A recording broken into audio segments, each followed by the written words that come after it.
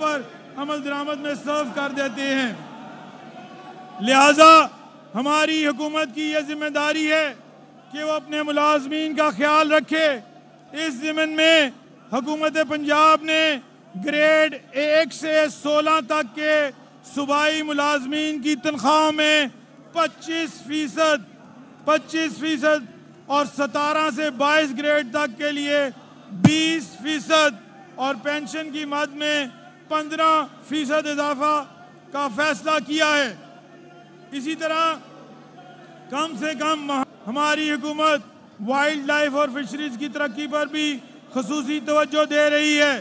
ان شعبوں کے لیے اگلے مالی سال کے ترقیاتی بجٹ میں بالترتیب 6 ارب 40 کروڑ روپے اور 5 ارب 30 کروڑ روپے کی رقم مختص کی گئی ہے۔ جناب اسپیکر، خواتین ہماری آبادی کا نصف حصہ ہیں۔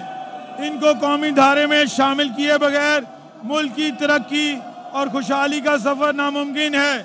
یہی وجہ ہے پاکستان کی پہلی خاتون وزیر اعلیٰ ہونے کی حیثیت سے محترمہ مریم نواز شریف صاحبہ خواتین کی بہبود و ترقی کے لیے ہر وقت کوشاں ہیں، چاہے وہ ملازمت پیشہ خواتین کے لیے ڈے کیئر سینٹرز کا قیام ہو یا ورکنگ وومن ہاسٹلز کی تعمیر، خواتین کے لیے معاشرتی تحفظ کی فراہمی ہو یا وراثت اور جائیداد کے حقوق کا نفاذ، انصاف تک فوری رسائی ہو یا جنسی ہراسانی اور گھریلو تشدد کا خاتمہ۔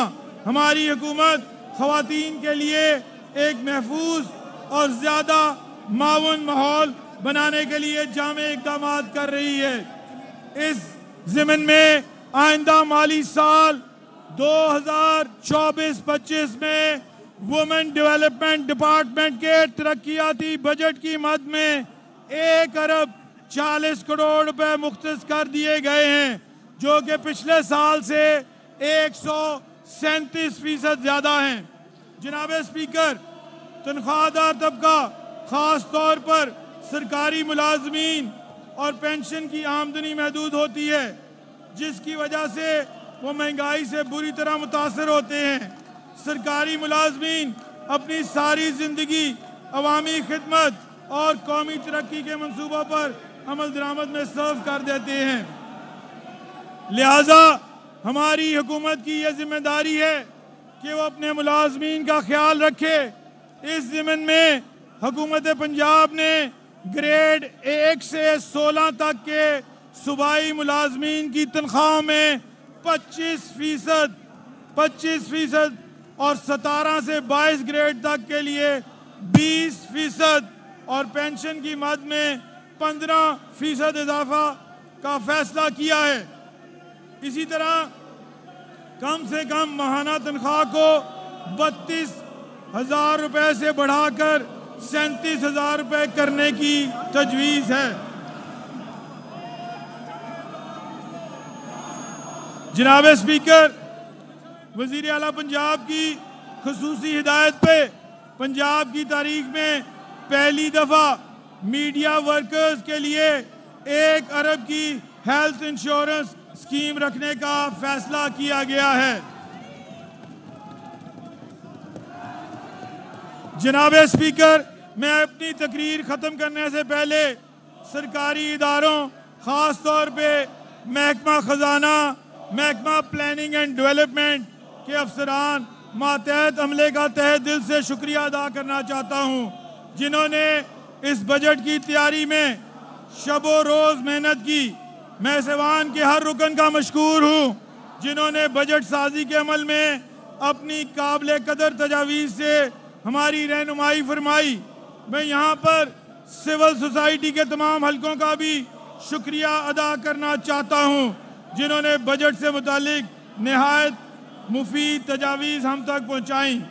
میں اپنی تقریر کا اختتام کرتے ہوئے اس بات پہ زور دینا چاہتا ہوں کہ یہ کوئی روایتی بجٹ نہیں ہے، یہ آئندہ مالی سال کا ٹیکس فری بجٹ ہے، جو کہ غریب دوست، متوازن ترقیاتی منصوبہ جات کا بجٹ ہے۔ یہ بجٹ وسیع پیمانے پہ اصلاحات کے لیے ایک واضح روڈ میپ ہے۔ یہ بجٹ اس بات کی گواہی دیتا ہے کہ ہمیں تنگ نظری پر مبنی سیاسی مفادات کو ترک کر کے قومی مفاد کو ترجیح دینی ہوگی۔ یہ بجٹ عام آدمی کی مشکلات میں آسانی پیدا کرنے کا ذریعہ ہے۔ یہ بجٹ صحت، تعلیم اور آئی ٹی کے ذریعے صوبے کے عوام بالخصوص خواتین اور نوجوانوں کی زندگی کو بہتر بنانے کا ایک جامع منصوبہ ہے۔ یہ بجٹ کسان کو ہر قسم کے استحصال سے بچانے کے لیے ایک فیصلہ کن اقدام ہے۔ یہ بجٹ صنعت کار، تاجر، سرمایہ کار کے اعتماد کو بحال کرنے کا ایک معاشی پلان ہے۔ یہ بجٹ ایک روشن اور امید افزا مستقبل کی راہ ہموار کرنے کی جستجو ہے۔ یہ بجٹ خوشحالی اور ترقی کی نئی منازل طے کرنے کی نوید ہے۔ قائد محترم جناب محمد نواز شریف صاحب کی ولولہ انگیز قیادت میں پنجاب اور پاکستان کے عوام کی مثالی خدمت کی تابندہ روایات کا تسلسل قائم رکھتے ہوئے محترمہ مریم نواز شریف صاحبہ نے 100 دن کی حکومت میں ایک سمت طے کی ہے۔